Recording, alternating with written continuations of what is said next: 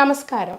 നമ്മുടെ വീട്ടിൽ അടുക്കളയിൽ പല തരത്തിലുള്ള ഫുഡുകൾ നമ്മൾ ഉണ്ടാക്കാറുണ്ട്. നല്ല ടേസ്റ്റി ആയിട്ട് ഉണ്ടാക്കാറുണ്ട്.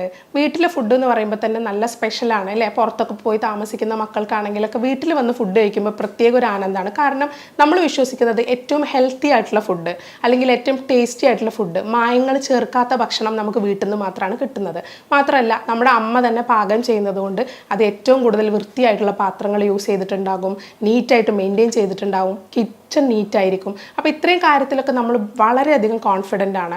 മാത്രമല്ല മലയാളികൾക്ക് പ്രത്യേകമുള്ള ഒരു ശീലമാണ് നമ്മുടെ ഫുഡ് സൈക്കിളിൽ ചേഞ്ച് വരുത്താതെ ഒരു കാർബോഹൈഡ്രേറ്റ് പാറ്റേൺ മെയിൻറ്റെയിൻ ചെയ്തുകൊണ്ട് പോകുന്ന ഒരു ശീലം. ഷുഗർ ഇൻടേക്ക് കൂടുതലാണ്, പായസത്തിൻ്റെ ഉപയോഗം കൂടുതലാണ്, അതുപോലെ ചില നിർബന്ധങ്ങളുള്ള രീതിയിലാണ് നമ്മൾ ഫുഡ് കൊണ്ടുപോകാറ്. അപ്പം നമ്മൾ അടുക്കളയിൽ കാണിക്കുന്ന ചെറിയ ചെറിയ മിസ്റ്റേക്സ് ഉണ്ടാവും. അത് നമുക്ക് പലപ്പോഴും വലുതായി തോന്നില്ല, പക്ഷേ നമ്മളൊരു ദീർഘനാൾ ഇത് ഫോളോ ചെയ്ത് വരികയാണെങ്കിൽ നമുക്ക് ഹെൽത്തിൽ ഒരുപാട് അപകടകരമായ മാറ്റങ്ങൾ വരാൻ സാധ്യതയുള്ളതുമാണ്. ചെറുതായിരിക്കാം, പലപ്പോഴും നിങ്ങൾ തിരുത്തണം എന്ന് ശ്രമിച്ചതായിരിക്കാം, പക്ഷേ പറ്റാതെ പിന്നെയും അത് തുടർന്ന് മുന്നോട്ട് പോകുന്നത് കൊണ്ടാണ് ഈ വീഡിയോ ചെയ്യുന്നത്. ഈ വീഡിയോയിലൂടെ നിങ്ങൾക്ക് കൃത്യമായിട്ട് ഏതൊക്കെ തരം പാത്രങ്ങൾ നിങ്ങൾ കിച്ചണിൽ യൂസ് ചെയ്യണം, എന്തൊക്കെ ഫുഡ് ഐറ്റംസ് നിങ്ങൾ ഒഴിവാക്കണം, എങ്ങനെ ഫുഡ് സ്റ്റോർ ചെയ്യണം എന്നുള്ളതിനെക്കുറിച്ചൊക്കെ ഡീപ്പായിട്ട് പറയുന്നുണ്ട്. ഞാൻ ഡോക്ടർ ജോബിത അപ്ഷൻ, ഡോക്ടർ ബാസിൽ സോമിയോ ഹോസ്പിറ്റൽ, പാണ്ടിക്കാട്, മലപ്പുറം ജില്ല.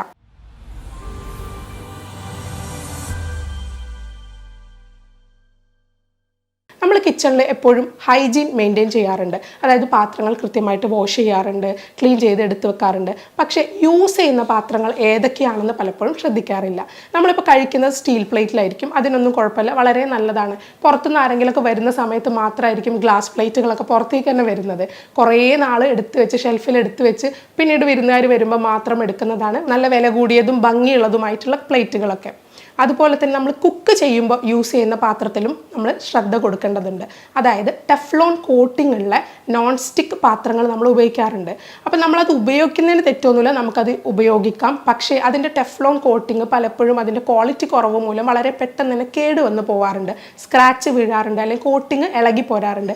ഇത്തരം പാത്രങ്ങൾ നമ്മൾ വീണ്ടും റീയൂസ് ചെയ്യാറുണ്ട്. നമുക്കത് യൂസ് ചെയ്യുന്നതുകൊണ്ട് കുഴപ്പമൊന്നുമില്ല, ഉണ്ടാക്കുന്ന ഫുഡ് കേട് വരുന്നില്ല എന്നുള്ളതുകൊണ്ട് മാത്രം നമ്മളത് കണ്ടിന്യൂ ചെയ്ത് പോരാറുണ്ട്. ഒരിക്കലും ചെയ്യാൻ പാടില്ലാത്ത ഒന്നാണ് ഈ ടെഫ്ലോണിൻ്റെ കണ്ടന്റ് നമ്മുടെ വയറിൽ എത്തിക്കഴിഞ്ഞാൽ നമുക്ക് വയറുവേദന, അതുപോലെ ലിവർ സംബന്ധമായിട്ടുള്ള രോഗങ്ങൾ ഉണ്ടാവാനുള്ള സാധ്യതയേറെയാണ്. അപ്പോൾ നമ്മൾ ശ്രദ്ധിക്കേണ്ടത് എന്താണ്, ഈ പാത്രം യൂസ് ചെയ്യേണ്ടതെന്നല്ല പറയുന്നത്, പക്ഷേ നിങ്ങൾ ഈ പാത്രം യൂസ് ചെയ്യുമ്പോൾ എപ്പോഴും അത് ഇളക്കാനായിട്ട് ഒരു വുഡൻ സ്പൂൺ മാത്രം യൂസ് ചെയ്യുക. അതിൻ്റെ കോട്ടിങ് ഒരു തവണയെങ്കിലും ഇളകി എന്ന് കണ്ടാൽ പിന്നെ ആ പാത്രം ഉപയോഗിക്കാതിരിക്കുക. അതുപോലെ ഈ പാത്രങ്ങളിൽ മാത്രമല്ല, ഇരുമ്പ് പാത്രങ്ങളിൽ നിങ്ങൾ ഉണ്ടാക്കിയ ഒരു ഫുഡാണെന്നുണ്ടെങ്കിൽ ഇരുമ്പ് പാത്രത്തിൽ എപ്പോഴും രാസപ്രവർത്തനം നടക്കാനുള്ള സാധ്യതയേറെയാണ്. അപ്പോൾ നിങ്ങൾ പുളിയിട്ടുണ്ടാക്കുന്ന സാധനങ്ങൾ, മസാലകൾ കൂടുതലിട്ടുണ്ടാക്കുന്ന കറികളൊക്കെ നമ്മൾ ഇരുമ്പ് പാത്രത്തിൽ കുക്ക് ചെയ്യുന്നത് വളരെ നല്ലതാണ്. പക്ഷേ കുക്ക് ചെയ്തിട്ട് നമ്മൾ ആ പാത്രത്തിൽ തന്നെ കുറേ നേരം സ്റ്റോർ ചെയ്ത് വെച്ച് കഴിഞ്ഞാൽ ആ കറിക്കെല്ലാം പ്രത്യേക ഒരു രുചിമാറ്റം നിങ്ങൾക്ക് ഫീൽ ചെയ്യാൻ പറ്റും. അപ്പോൾ നിങ്ങളിപ്പം ഉണ്ടാക്കുന്ന മോര് കറിയൊക്കെ ആണെങ്കിൽ നിങ്ങളൊരു ഇരുമ്പ് പാത്രത്തിലാണ് ഉണ്ടാക്കിയത്, എന്നിട്ട് അതിൽ തന്നെ നിങ്ങളൊരു ഓവർനൈറ്റ് സ്റ്റോർ ചെയ്ത് കഴിഞ്ഞാൽ തീർച്ചയായിട്ടും അതിൽ രാസപ്രവർത്തനം നടക്കുകയും അതിൻ്റെ ടേസ്റ്റിൽ വ്യത്യാസം വരികയും ചെയ്യും. ഇത് നിങ്ങളുടെ ശരീരത്തിന് വളരെ കേടാണ്. അപ്പോൾ നിങ്ങൾ ഇത്തരം പാത്രങ്ങളിൽ ഇരുമ്പ് പാത്രങ്ങളിൽ ഉണ്ടാക്കിയ സാധനങ്ങളെല്ലാം നിങ്ങൾ ഒരു സെറാമിക് പാത്രത്തിലേക്കോ അല്ലെങ്കിൽ മറ്റേതെങ്കിലും കണ്ടെയ്നറിലേക്കോ മാറ്റേണ്ടത് അത്യാവശ്യമാണ്. നിങ്ങളിത് മാറ്റിയെടുത്ത് വെക്കുമ്പോൾ ഒരിക്കലും പ്ലാസ്റ്റിക്കിൻ്റെ പാത്രത്തിലേക്ക് മാറ്റാതിരിക്കാൻ ശ്രദ്ധിക്കുക. സെറാമിക് പാത്രങ്ങൾ ഉപയോഗിക്കാം. ഇനി പ്ലാസ്റ്റിക് കണ്ടെയ്നേഴ്സിൽ ഉപ്പ് സൂക്ഷിക്കാമോ എന്ന് ചോദിക്കാറുണ്ട്. പല വീടുകളിലും ഞാൻ കണ്ടിട്ടുണ്ട് പ്ലാസ്റ്റിക് പാത്രങ്ങളിൽ ഉപ്പ് സൂക്ഷിക്കുന്നത്. അപ്പോൾ ഈ പ്ലാസ്റ്റിക് ആണെങ്കിലും ശരി, വേറെ ഏതെങ്കിലും തരം മെറ്റീരിയൽ ആണെങ്കിൽ, ഭരണി അല്ലാത്ത അല്ലെങ്കിൽ ഗ്ലാസ് ബോട്ടിൽസ് അല്ലാത്ത ഏതിലും ഉപ്പ് സൂക്ഷിക്കുന്നത് നല്ലതല്ല. പ്രത്യേകിച്ച് ഞാൻ ഈ പറഞ്ഞ പ്ലാസ്റ്റിക്കിൽ. നിങ്ങൾ ഉപ്പ് സോഡിയം ക്ലോറൈഡ് ആണ്, ഇതിലും രാസപ്രവർത്തനങ്ങൾ നടക്കാം. അപ്പോൾ നിങ്ങൾ ഉപ്പിലിടുന്ന സ്പൂൺ ശ്രദ്ധിച്ച് നോക്കൂ. നിങ്ങൾ സ്പൂണെല്ലാം ഇപ്പോൾ ഇരുമ്പിൻ്റെ അല്ലെങ്കിൽ സ്റ്റീലിൻ്റെ ഒക്കെ സ്പൂണാണ് നിങ്ങൾ അതിലിടുന്നതെങ്കിൽ തീർച്ചയായിട്ടും കുറച്ച് നാൾ കഴിയുമ്പോൾ അതിൽ ചെറിയ മാറ്റങ്ങൾ വന്ന് തുടങ്ങും. ഇത് ഈ സോഡിയം ക്ലോറൈഡിൻ്റെ എഫക്റ്റ് കൊണ്ട് വരുന്നതാണ്. അപ്പോൾ നിങ്ങൾ പ്രത്യേകം ഗ്ലാസ് ബോട്ടിൽസ് തന്നെ ഉപ്പ് സൂക്ഷിക്കാൻ ശ്രദ്ധിക്കുക. ഇത്രയും കാര്യങ്ങൾ നിങ്ങൾ നിർബന്ധമായിട്ടും നിങ്ങൾ യൂസ് ചെയ്യുന്ന പാത്രങ്ങളിൽ ശ്രദ്ധിക്കേണ്ടതാണ്. അതുപോലെയാണ് നിങ്ങൾ യൂസ് ചെയ്യുന്ന കത്തി, കട്ടിംഗ് ബോർഡ്. നമ്മളൊരു വീട്ടിലെ കിച്ചണിൽ പോയി കഴിഞ്ഞാൽ നമുക്കൊരു വീട്ടിലേക്ക് തന്നെ എൻട്രി കിട്ടുന്ന സമയത്ത് ആ വീടിൻ്റെ ഉമ്മറപ്പടി എന്ന് പറയുക, ആ ഫ്രണ്ട് ഏരിയ നമുക്ക് ശ്രദ്ധിച്ചാൽ അറിയാം ആ വീട്ടിലുള്ളവർ എത്രത്തോളം ശ്രദ്ധ കൊടുക്കുന്നുണ്ട് ഒരു ഹൈജീൻ്റെ കാര്യത്തിൽ. അതായത് ഇപ്പോൾ ചെരുപ്പ് സൂക്ഷിച്ചിരിക്കുന്ന ഒരിത് കാണുമ്പോൾ തന്നെ നമുക്ക് മനസ്സിലാവും. ചിലപ്പോൾ അവിടെ ഇവിടെ വലിച്ചു വാരിയിട്ട് റാക്കിലല്ലാതെ അറേഞ്ച്ഡ് അല്ലെങ്കിൽ നമുക്ക് ഏകദേശം ആ വീട്ടിലുള്ള ഒരു കിച്ചണിൽ എങ്ങനെയായിരിക്കും എന്നൊരു ധാരണ വരും. അതുപോലെ തന്നെയാണ് നമ്മൾ കിച്ചണിൽ ചെല്ലുമ്പോഴും ഓരോ സാധനങ്ങൾ പ്ലേസ് ചെയ്തിരിക്കുന്ന ലൊക്കേഷൻ അല്ലെങ്കിൽ എല്ലാം വളരെ നീറ്റായിരിക്കും. കൗണ്ടർ ടോപ്പ് വളരെ നീറ്റായിരിക്കും, എല്ലാം ക്ലീൻ ചെയ്തിട്ടുണ്ടാവും. പക്ഷേ നമ്മൾ അടുത്തേക്ക് ചെന്ന് നോക്കുമ്പോൾ അവരെടുക്കുന്ന കത്തിയിൽ കറ കാണുക, അല്ലെങ്കിൽ യൂസ് ചെയ്യുന്ന മിക്സി ജാറിൻ്റെ ഇടകളിലൊക്കെ ബ്ലാക്ക് കളർ ഡിസ്കളറേഷൻ വന്നത് കാണുക.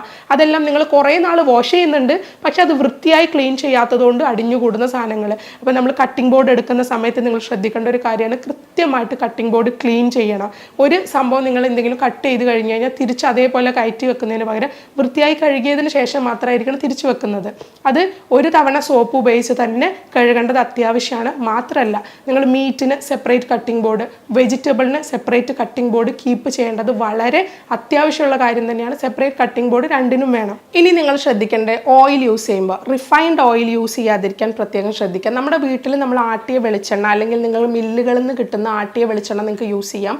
ഓയിൽ മാക്സിമം ഒഴിവാക്കുക. പിന്നെ ഹെൽത്തി ലൈഫ് സ്റ്റൈലിൻ്റെ ഭാഗമായിട്ട് പലരും ഒലിവ് ഓയിൽ യൂസ് ചെയ്യാറുണ്ട്. ഒലിവ് ഓയിൽ നമ്മുടെ ട്രൈഗ്ലിസറൈഡിൻ്റെ അളവ്, കൂടിയ LDL അല്ലെങ്കിൽ ട്രൈഗ്ലിസറൈഡിൻ്റെ അളവ് നന്നായിട്ട് കുറക്കാൻ ഹെൽപ്പ് ചെയ്യുന്നതാണ്. അപ്പോൾ ഈ ഒലിവ് ഓയിൽ യൂസ് ചെയ്യുന്ന സമയത്ത് നമ്മൾ കുക്കിങ്ങിന് മീൻ പൊരിക്കാൻ അല്ലെങ്കിൽ എന്തെങ്കിലും സംഭവങ്ങൾക്കൊക്കെ ഈ വെളിച്ചെണ്ണ ഒഴിവാക്കി ഓയിൽ ഒഴിവാക്കി യൂസ് ചെയ്യാറുണ്ട്. പക്ഷേ അതിൽ യാതൊരു ഗുണവും കിട്ടാൻ പോകുന്നില്ല. ഒലിവ് ഓയിൽ നിങ്ങൾ യൂസ് ചെയ്യുമ്പോൾ അത് സാലഡിലൊക്കെ അതേ രീതിയിൽ തന്നെ ഉപയോഗിക്കുമ്പോഴാണ് നമുക്ക് അതിൻ്റെ റിസൾട്ട് കിട്ടുന്നത്.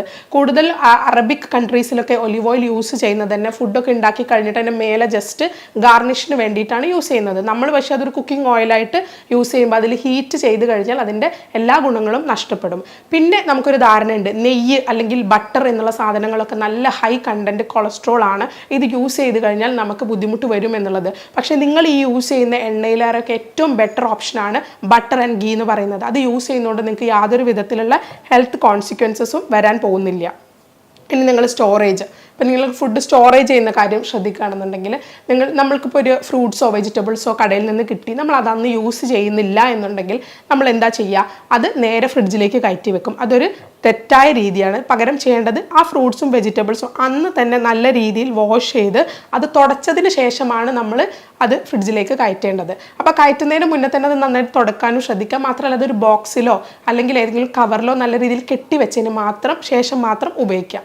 ഇനി ഇതിൻ്റെ ഹസാർഡ്സ് നമ്മൾ ശ്രദ്ധിക്കേണ്ട കുറച്ച് കാര്യങ്ങളുണ്ട്. എന്തൊക്കെയാണ് നമ്മൾ ഈ ടെഫ്ലോൺ കോട്ടിങ്ങുള്ള പാത്രം സ്ഥിരമായിട്ട് യൂസ് ചെയ്യുക, അല്ലെങ്കിൽ സ്ഥിരമായിട്ട് ഓയിലിൻ്റെ ഉപയോഗം കൂടുക, അല്ലെങ്കിൽ ഒലിവ് ഓയിൽ ഇതുപോലെ കുക്കിംഗ് ഓയിലായിട്ട് യൂസ് ചെയ്യുക, ഇനി ക്ലീൻ അല്ലാത്ത ഹൈജീൻ അല്ലാത്ത രീതിയിൽ നിങ്ങൾ പാത്രങ്ങൾ മെയിൻറ്റെയിൻ ചെയ്യുക, അതിൽ വീണ്ടും വീണ്ടും ഭക്ഷണം പാകം ചെയ്ത് കഴിക്കുക, ഇന്നുള്ള കാര്യങ്ങളൊക്കെ നിങ്ങൾ ചെയ്യുകയാണെങ്കിൽ വരാൻ ഒരുപാട് ബുദ്ധിമുട്ടുകളുണ്ട്.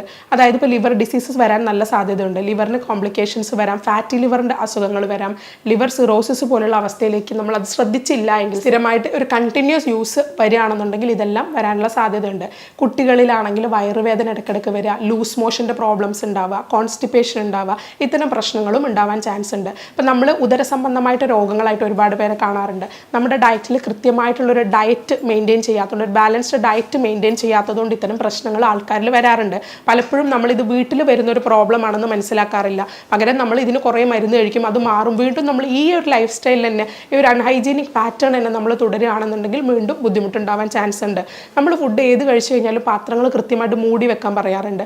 എന്തെങ്കിലും പ്രാണികൾ അരിക്കാതിരിക്കാൻ വേണ്ടിയിട്ടാണ്. അപ്പം നമ്മൾ ഒരു തവണ അത് നമ്മളൊരു 5 മിനിറ്റ് ആവട്ടെ 10 മിനിറ്റ് ആവട്ടെ നമ്മളത് തുറന്ന് വെച്ച് കഴിഞ്ഞാൽ അതിൽ പൊടിപടലങ്ങൾ ഉണ്ടാവാനുള്ള ചാൻസ് ഉണ്ട്, വൈറസ് വരാനുള്ള ചാൻസ് ഉണ്ട്. അപ്പോൾ ഇത്തരം സാഹചര്യം ഒഴിവാക്കാനായിട്ട് നിങ്ങൾ ടൈറ്റായിട്ട് എപ്പോഴും ഭക്ഷണങ്ങൾ മൂടി വെക്കാനും ശ്രദ്ധിക്കുക. ചെറിയ പ്രോബ്ലംസ് ആയിരിക്കും, ചെറിയ ചെറിയ മാറ്റങ്ങൾ വരുത്തിയാൽ മാറാവുന്നതേ ഉണ്ടാവുള്ളൂ. പക്ഷേ നമ്മൾ വലിയൊരു റിസ്ക് ആയിരിക്കും ലൈഫിൽ എടുക്കുന്നത്. അപ്പോൾ ഇത്രയും കാര്യങ്ങളാണ് നിങ്ങൾ ശ്രദ്ധിക്കേണ്ടത്. ഒരു കിച്ചൺ മിസ്റ്റേക്സ് എന്ന് പറയുന്നത് കുറച്ച് കാര്യങ്ങൾ ഇതാണ്.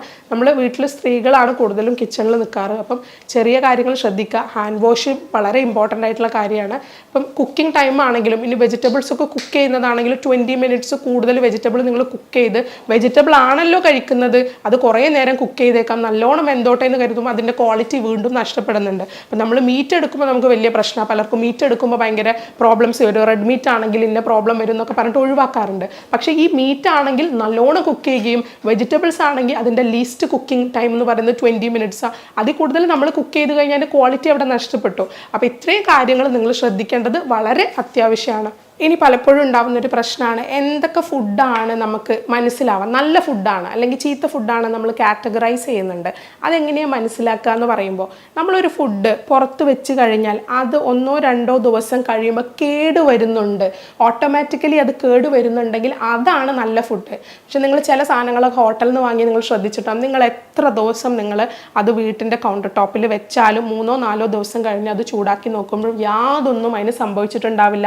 അതിൽ നല്ല രീതിയിൽ കെമിക്കൽ അടങ്ങിയിട്ടുണ്ട്, അതിൽ പിന്നെ പ്രിസർവേറ്റീവ്സ് അടങ്ങിയിട്ടുണ്ട് എന്നാണ് അതിൻ്റെ അർത്ഥം. അത് ഭയങ്കര ഹസാർഡസ് ആണ്, മാത്രമല്ല ക്യാൻസറിന് പോലും സാധ്യതയുള്ളതാണ്. നിങ്ങൾ ഈ കിച്ചണിൽ വരുത്തുന്ന മിസ്റ്റേക്ക് ആണെങ്കിലും ക്യാൻസറിന് സാധ്യത വരുത്തുന്നത് തന്നെയാണ്. ചെറിയ കാര്യങ്ങളിൽ നിന്നാണ് നമ്മൾ ശ്രദ്ധിക്കേണ്ടത്. ഈ വീഡിയോ നിങ്ങൾക്ക് ബെനിഫിറ്റ് ചെയ്തിട്ടുണ്ടെങ്കിൽ തീർച്ചയായിട്ടും നിങ്ങളുടെ കമൻസ് രേഖപ്പെടുത്തുക. നന്ദി, നമസ്കാരം.